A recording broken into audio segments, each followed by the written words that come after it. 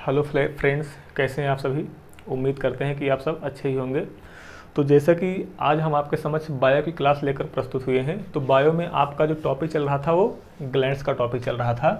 किसका चल रहा था? वो आपका ग्लैंड्स का टॉपिक चल रहा था। तो ग्लैंड्स के टॉपिक में हमने आपको एड्रीनल ग्रंथि तक बता दिया था। तो एड्रीनल ग्रंथि के बाद आइए हम देख लेते हैं अगली जो हमारी ग्रंथि होगी वो है गोनाइड्स। कौन सी ग्रंथि होगी? गोनाइड्स, जिसे जनन ग्रंथि कहा जाता है। जिसे कौन सी ग्रंथि कहा जाता है? जनन ग्रंथि कहा जाता है। अब देखिए, जो जनन ग्रंथियां होती हैं वो पुरुषों में अलग होती हैं, महिलाओं में अलग होती है। तो हम उन दोनों को क्या करेंगे? डिवाइड कर देंगे। तो देखिए, जो एक होती है टेस्टिस, जिसे वृषणाणु कहा जाता है, वृषण कहा जाता है, जिसे क्या कहा जाता है? वृषण कहा जाता है। और दूसरी क्या होती है? ओवरी होती है। क्या होती है? ये आपका ओवरी होती है, जिसे अंडाशय कहा जाता है। क्या कहलाता है? अंडाशय कहलाता है।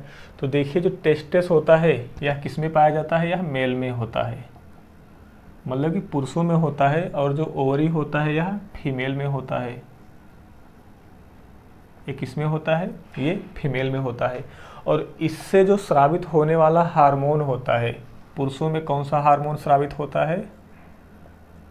Testosterone hormone. पुरुषों में टेस्टोस्टेरॉन हार्मोन स्रावित होता है। किससे स्रावित होता है? टेस्टिस से स्रावित होता है या वृषण से स्रावित होता है। और महिलाओं में ओवरी से दो हार्मोन स्रावित होते हैं। एक तो एस्ट्रोजन होता है, एक एस्ट्रोजन होता है, और दूसरा क्या होता है? प्रोजेस्टेरॉन होता है। दूसरा क्या होता है? प्रोजेस्टेरॉन होता है। ये देखिए, हार्मोन जो होते हैं इनके फंक्शन क्या होता है, इनका कार्य क्या होता है? तो इनका जो फंक्शन होता है, जो हमारे द्वितीयक लैंगिक लक्षण होते हैं, जो हमारे द्वितीयक लैंगिक लक्षण होते हैं, यह उन्हीं में क्या करता है? यह उनको द्वितीयक लैंगिक लक्षणों को उत्पन्न करने में यह मदद करता है। कहने का मतलब कि जिसे टेस्टोस्टेरॉन हो गया, जिसे मतलब दाढ़ी मूंछ का आना हो गया पुरुषों में, महिलाओं में जैसे होता है स्तन का उभार आना, उनके गुप्तांगों पर, मतलब जो गुप्त अंग होते हैं उनकी, उन पर बाल उगना, ये सब क्या कहलाएगा? ये सब आपका द्वितीयक लैंगिक लक्षण के अंदर आ जाता है। तो जो टेस्टिस होता है, देखिए जो टेस्टिस होता है इससे स्पर्म का स्राव होता है। इससे क्या होता है? स्पर्म का स्राव होता है। और जो ये ओवरी होता है, इससे एग सेल, इससे किसका स्राव होता है? एग सेल का स्राव होता है।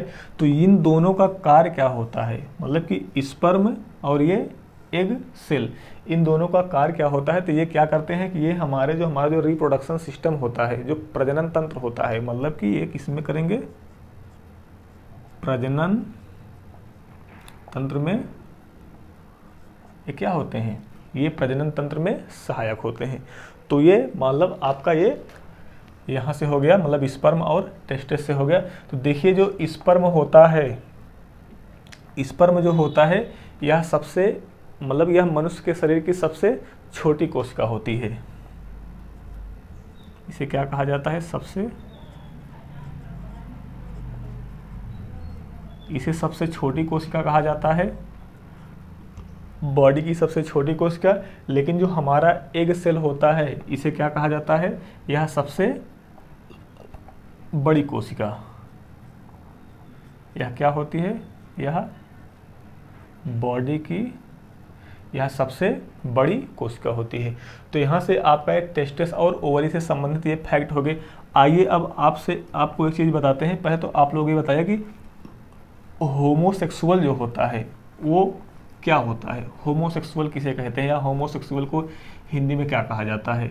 ये इसी गोनाइड से ही संबंधित होता है। आपका जो होमोसेक्सुअल होता है, आप देख लीजिए, जो आपका होमोसेक्सुअल होता है वह इसी गोनाइड से ही संबंधित होता है, आपके जनन ग्रंथियों से या लैंगिक ग्रंथियों से ही संबंधित होता है। तो गोनाइड्स की हिंदी होती है समलैंगिकता, समलैंगिक। अब देखिए जो समलैंगिक होते हैं वो भी दो तरीके के होते हैं, एक तो गे होता है, दूसरा लेस्बियन होता है। दूसरा क्या होता है? लेस्बियन। दूसरा क्या होता है? लेस्बियन होता है। अब देखिए गे क्या होता है और लेस्बियन क्या होता है। देखिए हमने आपको जो एड्रीनल जब हम आपको पढ़ा रहे थे, जब वहाँ पे हमने आपको एड्रीनल पढ़ा था तो एड्रीनल में हमने इसको दो पार्टों में डिवाइड किया था, एक एड्रीनल मेड्यूला, एड्रीनल मेड्यूला और दूसरा एड्रीनल कार्टेक्स। तो एड्रीनल कार्टेक्स को हमने 3 भागों में डिवाइड किया था। आप लोग याद करिएगा, पिछले वीडियो को आप लोग देख लीजिएगा, वहाँ पे हमने एड्रीनल कार्टेक्स को 3 भागों में डिवाइड किया था। तो जो हमारा तीसरा पार्ट था वो क्या था? सेक्स हार्मोन था। क्या था? सेक्स हार्मोन था। हमने इसके अंदर आपको 3 हार्मोन बताए थे, प्रोजेस्टेरॉन, एस्ट्रोजन और टेस्टोस्टेरॉन। हमने यहाँ पर आपको 3 हार्मोन बताए थे। तो ये जो तीनों हार्मोन हैं यह मेल फीमेल दोनों में पाए जाते हैं, ये मेल फीमेल दोनों में पाए जाते हैं। लेकिन हमने अभी आपको बताया कि एस्ट्रोजन और प्रोजेस्टेरॉन किस में पाया जाता है? फीमेल में पाया जाता है। लेकिन वह कहाँ से स्रावित होता है? वह ओवरी से स्रावित होता है, मतलब कि गोनैड ग्रंथियों से, जनन ग्रंथियों से स्रावित होता है। लेकिन यहाँ पर जो प्रोजेस्टेरॉन, एस्ट्रोजन और टेस्टोस्टेरॉन पाया जाता है ये आपका एड्रीनल कार्टेक्स के सेक्स हार्मोन से आपका स्रावित होता है। तो ये मतलब कि ये अलग स्थान से स्रावित होता है, लेकिन अभी जो हमने आपको बताया वो अलग स्थानों से, वो जनन ग्रंथियों से स्रावित होता है। तो यहाँ पर ये जो होते हैं ये पुरुष और महिलाएं, मतलब कि मेल और फीमेल दोनों में पाए जाते हैं। तो हम जानते हैं कि पुरुषों में कौन सा हार्मोन स्रावित होता है? टेस्टोस्टेरॉन स्रावित होता है। कौन सा हार्मोन स्रावित होता है? टेस्टोस्टेरॉन स्रावित होता है। लेकिन जब आपका हार्मोन अनियमित तरीके से स्रावित होने लगे तो यहाँ से एस्ट्रोजन और प्रोजेस्टेरॉन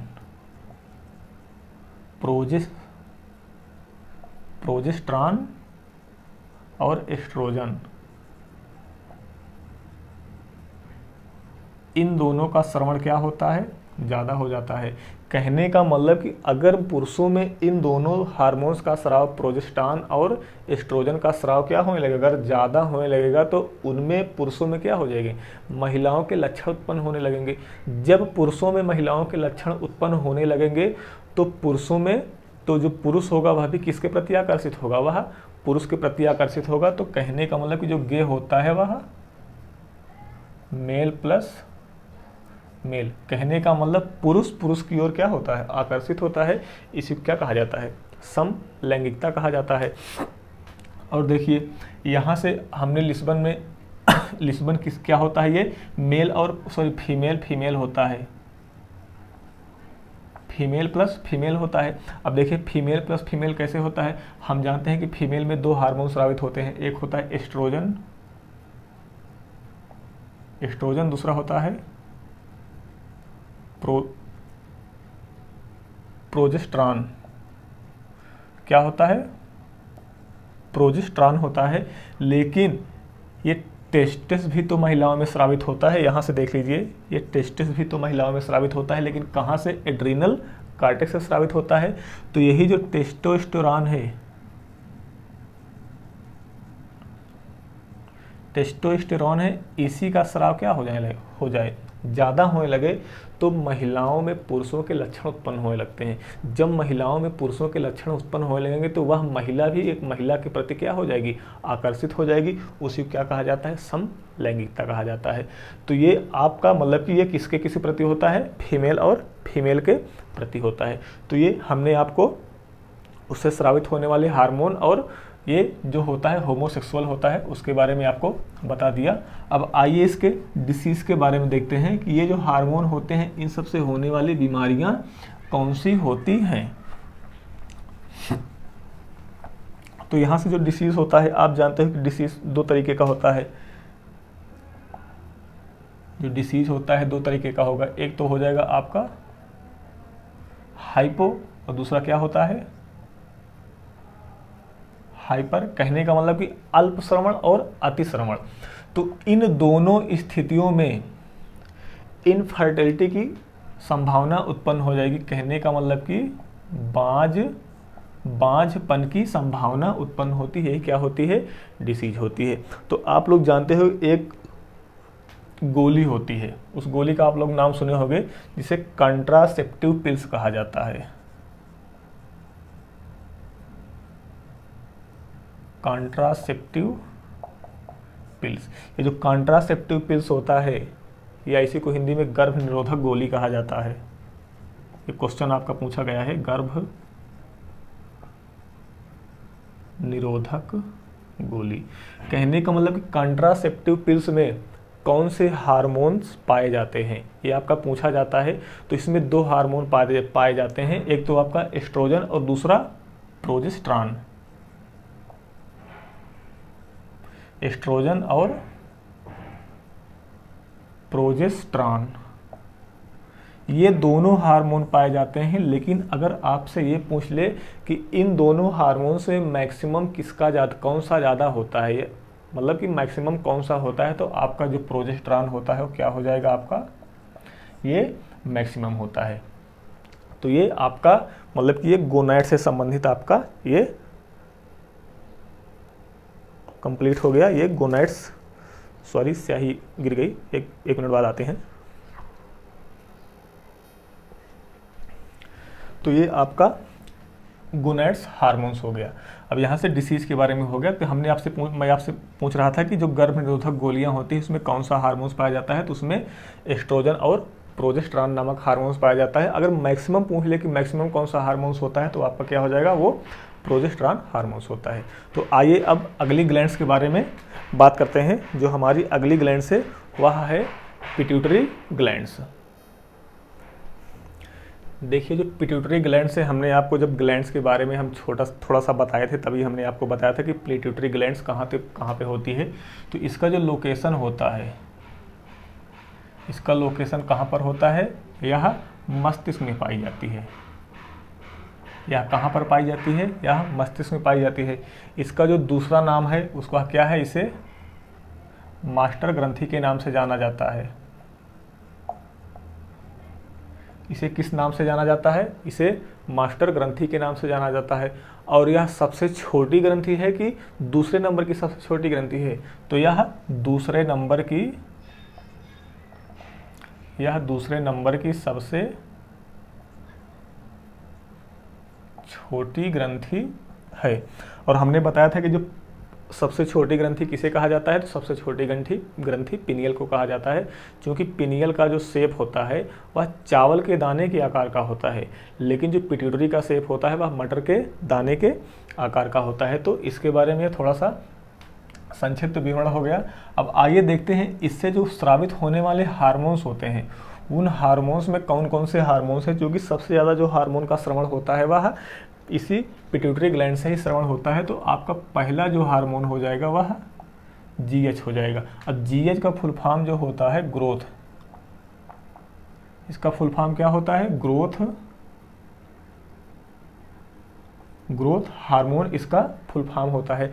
लेकिन इसका जो वैज्ञानिक नाम होता है, इसका जो वैज्ञानिक नाम होता है वह सोमैटोसिन हार्मोन होता है। वैज्ञानिक नाम सोमैटोसिन, इसका क्या होता है, यह इसका वैज्ञानिक नाम होता है। जिसे मतलब कि इस हार्मोन्स को प्रोटीन हार्मोन के नाम से भी जाना जाता है। इसे प्रोटीन हार्मोन के नाम से भी जाना जाता है। अब इसे प्रोटीन हार्मोन के नाम से क्यों जाना जाता है, इसे प्रोटीन हार्मोन के नाम से इसलिए जाना जाता है कि क्योंकि आप जानते हैं कि जो हमारी जो हाइट की जो ग्रोथ होती है वह प्रोटीन के कारण ही होती है। अगर हमें उचित मात्रा में हमारे शरीर को प्रोटीन मिलता रहे तभी हमारी हाइट बढ़ेगी, नहीं तो हमारी हाइट क्या हो जाएगी, वह छोटी ही रह जाएगी। तो इस जो ग्रोथ हार्मोन होता है, यह मतलब कि इसमें ये वृद्धि किस कारण होती है, प्रोटीन के कारण ही होती है। इसीलिए इस हार्मोन को क्या कहा जाता है, ग्रोथ हार्मोन कहा जाता है। आइए इसके फंक्शन के बारे में देख लेते हैं। इस हार्मोन का जो फंक्शन होता है, मतलब इसके कार्य क्या होते हैं।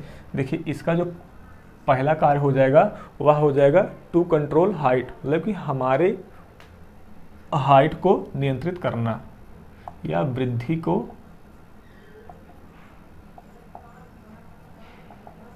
को नियंत्रित करना। और यह कितने एज के आसपास जो हमारी हाइट होती है वह कितने एज तक बढ़ती है, तो हमारी जो हाइट होती है वह 0 से 21 वर्ष तक बढ़ती है। उसके बाद हमारी हाइट का बढ़ना क्या हो जाता है, बंद हो जाता है।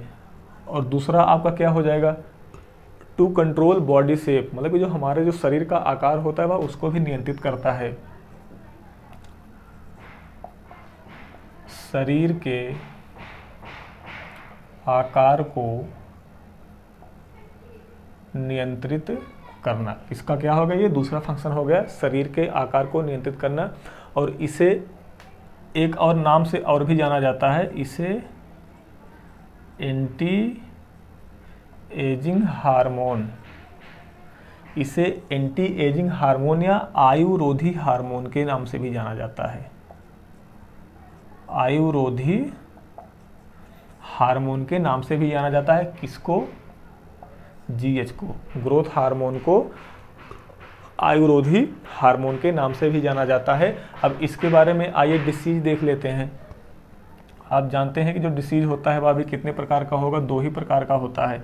एक क्या हो जाएगा, एक हाइपो होगा, एक हाइपर होगा। देखिए यहाँ से जो डिसीज है वह मोस्ट इंपॉर्टेंट है। हाइपो का मतलब कम श्रवण, अल्प, मतलब कि जीएच हार्मोन का कम श्रवण, और हाइपर का मतलब ज़्यादा, जीएच हार्मोन का अधिक श्रवण।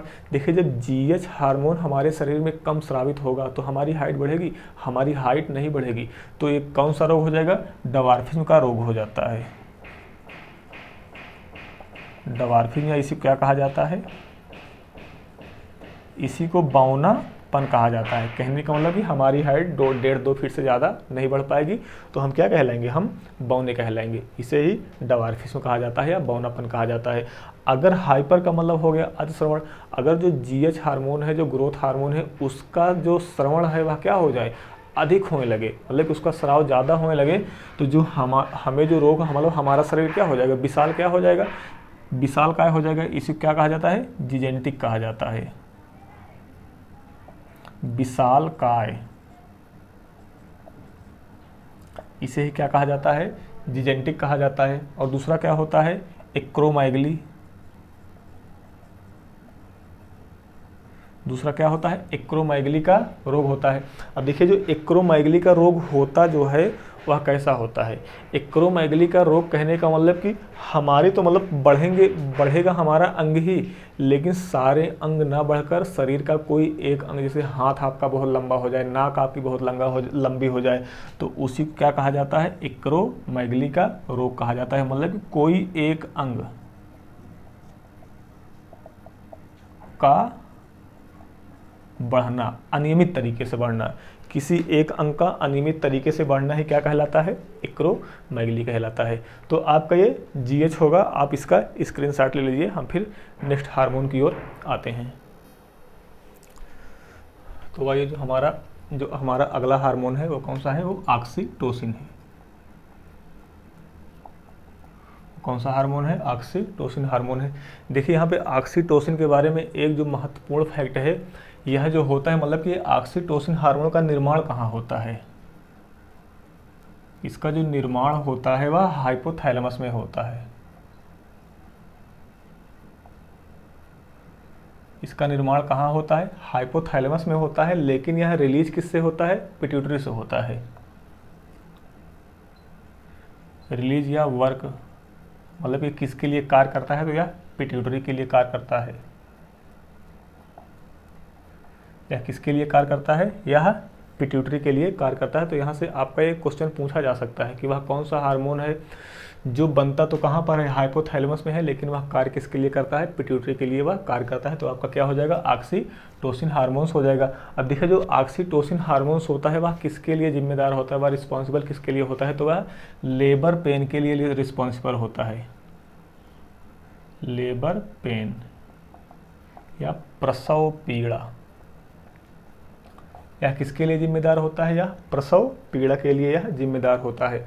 अब आइए इसके फंक्शन के बारे में देख लेते हैं।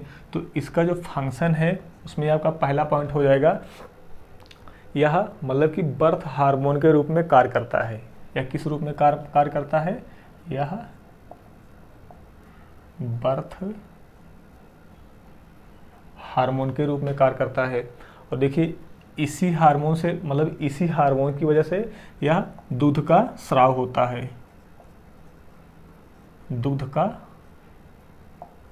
स्राव भी इसी हार्मोन के कारण होता है, इसलिए इस हार्मोन को किस नाम से जाना जाता है? मिल्क हार्मोन के नाम से जाना जाता है। और दूसरी बात, इसे एक और नाम से भी जाना जाता है, जिसे लव हार्मोन्स के नाम से भी जाना जाता है। इसे लव हार्मोन या स्नेह हार्मोन के नाम से भी जाना जाता है। अब देखिए इसे लव हार्मोन क्यों कहा जाता है? क्योंकि जो माता और जो संतान होती है, माता और जो उसकी जो संतान होती है, इन दोनों के बीच जो प्यार उत्पन्न होता है, स्नेह उत्पन्न होता है, वह किस हार्मोन के कारण उत्पन्न होता है? वह ऑक्सीटोसिन हार्मोन के कारण ही उत्पन्न होता है। और आप सब लोग सुने होंगे कि जो दुधारू पशुओं में किस हार्मोन्स की सुई लगाई जाती है, किस हार्मोन्स की सिरिंज लगाई जाती है, तो भी आपका आंसर क्या हो जाएगा? वह ऑक्सीटोसिन हो जाएगा। ये आपका मोस्ट इंपॉर्टेंट है। क्वेश्चन पूछा जाता है कि जो दुधारू पशु होते हैं उन्हें किस हार्मोन्स का इंजेक्शन दिया जाता है, तो वह कौन सा हार्मोन होता है? ऑक्सीटोसिन हार्मोन होता है। तो ये आपका ऑक्सीटोसिन हार्मोन्स हो गया। अब आइए अगला हार्मोन देखते हैं, जो है प्रोलैक्टिन हार्मोन। अगला हार्मोन हमारा कौन सा होगा? Prolactin hormone. देखिए जो लैक्ट शब्द है, ये इसका मतलब क्या होता है? इसका मतलब होता है मिल्क। कहने का मतलब कि ये जो प्रोलैक्टिन हार्मोन है वह दुग्ध निर्माण का कार्य करता है। किसका कार्य करता है? दुग्ध निर्माण का कार्य कौन करता है? हमारा प्रोलैक्टिन हार्मोन्स करता है। देखिए ये जो होता है मेल और फीमेल, ये मेल और फीमेल दोनों में पाया जाता है, बट एक्टिव किस में रहता है? एक्टिव फीमेल में रहता है। तो आपका दूध से संबंधित दो हार्मोन हो गए, एक तो ऑक्सीटोसिन हो गया और दूसरा प्रोलैक्टिन हो गया। तो अगर आपका क्वेश्चन ये पूछा जाए कि दुग्ध स्राव के लिए कौन सा हार्मोन जिम्मेदार है, तो आपका आंसर क्या हो जाएगा? ऑक्सीटोसिन हो जाएगा। लेकिन आपसे पूछ लिया जाए कि जो दूध निर्माण होता है, जो दूध बनता है, वो किस हार्मोन्स के कारण बनता है, तो आपका क्या हो जाएगा? वो प्रोलैक्टिन हार्मोन के कारण दूध का निर्माण होता है। तो आइए अब हम अगले हार्मोन्स की ओर चलते हैं। जो हमारा अगला हार्मोन्स है वह एडीएच हार्मोन है, जिसे एंटी ड्यूरेटिक हार्मोन कहा जाता है। जिसे क्या कहा जाता है? एंटी ड्यूरेटिक हार्मोन्स कहा जाता है। और एक चीज़ यहाँ से भी समझ लीजिए कि ये जो एंटी ड्यूरेटिक हार्मोन है या एडीएच हार्मोन है, इसे ही किस नाम से जाना जाता है? वैसोप्रेसिन हार्मोन के नाम से जाना जाता है। इसे किस नाम से जाना जाता है? वैसोप्रेसिन हार्मोन्स के नाम से जाना जाता है। अभी हमने आपको बताया था कि ऑक्सीटोसिन में उसका निर्माण कहाँ पे होता है? हाइपोथैलेमस में होता है। बट रिलीज कहाँ से होता है? पिट्यूटरी ग्लैंड से होता है। तो सेम इसी तरीके से इसका भी जो निर्माण होता है वह कहाँ पर होता है? हाइपोथैलेमस में होता है। कहाँ पर होता है? हाइपोथैलेमस में होता है। बट यह रिलीज कहाँ से होता है? तो पिट्यूटरी से रिलीज होता है। रिलीज या वर्क मतलब कि कहाँ से रिलीज होता है, किसके लिए कार्य करता है, तो यह पिट्यूटरी से रिलीज होता है। ये पिट्यूटरी से रिलीज होता है। तो आपसे यहाँ पर आपका क्वेश्चन बनता है कि वह कौन सा दो हार्मोन है जिसका निर्माण तो कहाँ पर होता है? हाइपोथैलेमस में होता है, बट वह रिलीज कहाँ से होता है? पिट्यूटरी से होता है। तो आपका कौन कौन सा हो जाएगा? ऑक्सीटोसिन हो जाएगा और दूसरा एडीएच हो जाएगा या वैसोप्रेसिन हो जाएगा। और दूसरा क्वेश्चन आपका ये बनता है कि दुग्ध संबंधी कौन कौन से दो हार्मोन है? तो आपका ऑक्सीटोसिन और प्रोलैक्टिन हार्मोन दूध से संबंधित आपका हो जाएंगे। तो इसके फंक्शन के बारे में आगे देख लेते हैं। इसका जो फंक्शन है वह क्या करता है? यह हमारे बॉडी वाटर को क्या करता है, रेगुलेट करता है। मतलब कि जो हमारे शरीर में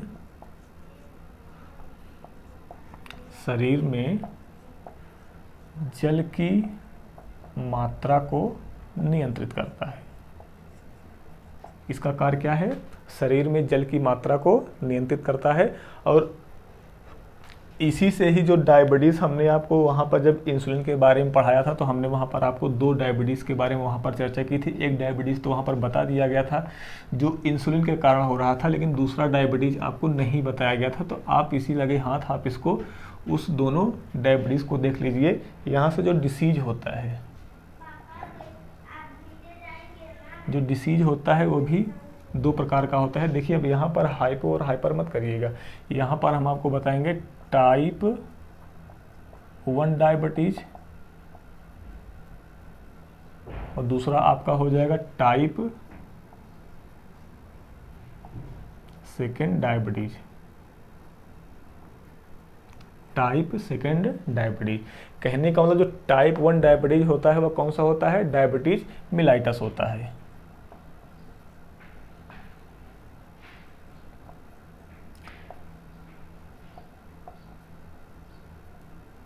कौन सा होता है, डायबिटीज मिलाइटस होता है। तो इस डायबिटीज मिलाइटस में क्या होता है, इंसुलिन ज़्यादा होता है कि इंसुलिन कम होता है। इसमें क्या होता है, इंसुलिन जो होता है, इंसुलिन क्या होता है, कम हो जाता है। इसमें क्या होता है, इंसुलिन कम होता है, लेकिन यह मोस्टली हार्मफुल होता है, बहुत खतरनाक होता है। यह खतरनाक क्या होता है, ज़्यादा होता है। ये खतरनाक क्या होता है, ज़्यादा होता है। और यह जो डायबिटीज़ होता है वह जेनेटिक होता है। डायबिटीज़ कैसा होता है, मतलब कि वंशानुगत होता है, एक पीढ़ी से दूसरी पीढ़ी में यह जाता रहता है। और यहाँ पर जो डायबिटीज़ 2 है, मतलब कि टाइप 2 का जो डायबिटीज़ है, इसे डायबिटीज़ इंसिपिडस कहा जाता है। डायबिटीज़ इंसिपिडस, इसे कौन सा डायबिटीज़ कहा जाता है, इसे डायबिटीज़ इंसिपिडस कहा जाता है। और इसमें होता यह है कि जब एडीएच हार्मोन का स्राव क्या हो जाए, कम हो जाए। तो जब एडीएच हार्मोन का स्राव कम हो जाएगा तो हमारे बॉडी में यूरिन और शुगर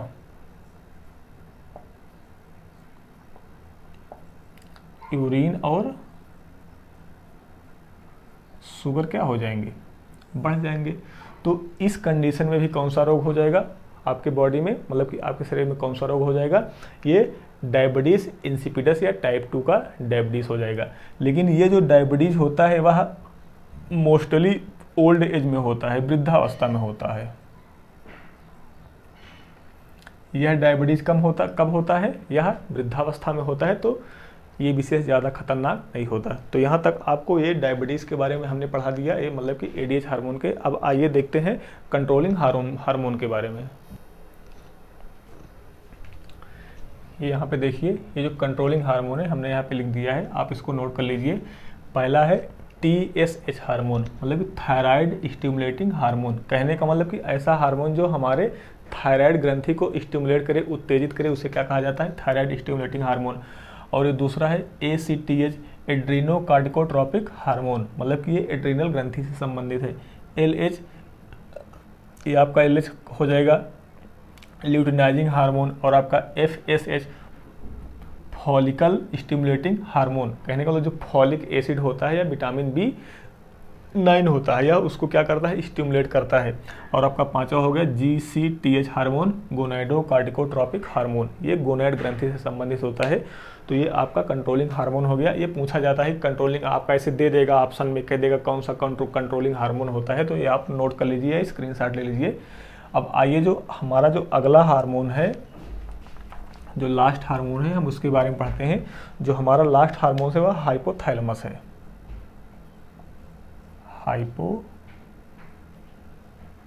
हाइपोथैलेमस, इसका लोकेशन पूछा जाता है, तो इसका लोकेशन कहाँ पर हो जाएगा, इसका लोकेशन ब्रेन में हो जाएगा। और देखिए हमने आपको बताया था कि पिट्यूटरी जो ग्लैंड्स होती है उसे मास्टर ग्लैंड कहा जाता था, लेकिन इसे हाइपोथैलेमस को सुपर मास्टर ग्लैंड कहा जाता है। इसे क्या कहा जाता है, सुपर मास्टर ग्लैंड के नाम से जाना जाता है। इसे सुपर मास्टर ग्लैंड किस लिए जाना जाता है? क्योंकि यह पिट्यूटरी ग्लैंड को ही क्या करता है? यह नियंत्रित करता है। यह किसे नियंत्रित करता है? यह pituitary to control pituitary gland से। यह किसे कंट्रोल करता है? यह पिट्यूटरी ग्लैंड को ही कंट्रोल करता है। तो इस प्रकार आपका जो ग्लैंड्स का टॉपिक था वो समाप्त हुआ। तो अब हम किसी और टॉपिक को लेकर अगले क्लास में उत्पन्न होंगे। तो देखिए, आपकी जो बायो की क्लास है वो काफ़ी दिनों के बाद प्रेजेंट कराई गई है, तो उसके लिए मैं माफ़ी चाहता हूँ। लेकिन आपको ये आज हमने आपको ग्लैंड्स का टॉपिक समाप्त कर दिया। तो ये हमारा जो वीडियो है, आपको जैसा भी लगा हो आप कमेंट सेक्शन में ज़रूर बताइए। आपको अच्छा लगा कि ख़राब लगा, इसमें कमियां क्या हैं। देखिए, जब तक कोई सामने से कमी बताने वाला नहीं होता तब तक समझ में नहीं आता कि हमारे अंदर कमियां क्या हैं। हम अच्छा पढ़ा रहे हैं, खराब पढ़ा रहे हैं, तो उसको आप कमेंट सेक्शन में ज़रूर बताइएगा। और आपसे रिक्वेस्ट है, प्लीज़ आप इस चैनल को शेयर करिए, इसको लाइक करिए और अपने दोस्तों के पास इसको शेयर भी करिए, ताकि उसको मतलब दोस्तों के पास शेयर करिए और उनसे भी कहिए कि इनको सब्सक्राइब कर दें। ओके, बाय बाय, धन्यवाद।